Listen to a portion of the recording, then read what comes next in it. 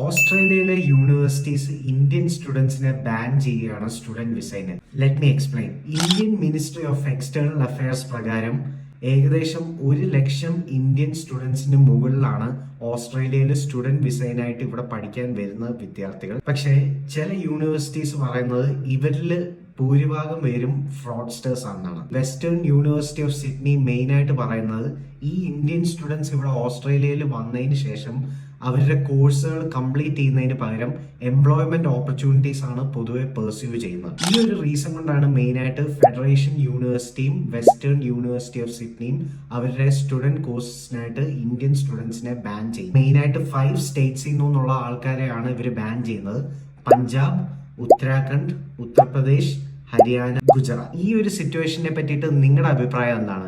അഭിപ്രായം തീർച്ചയായിട്ടും കമന്റ് സെക്ഷനിൽ അറിയിക്കുക. ഇനി ഇതുപോലത്തെ ഇൻട്രസ്റ്റിംഗ് വീഡിയോസിനായിട്ട് മെയ്ഡ് ഇൻ കൊച്ചി എന്ന് പറയുന്ന ചാനൽ സബ്സ്ക്രൈബ് ചെയ്യുക.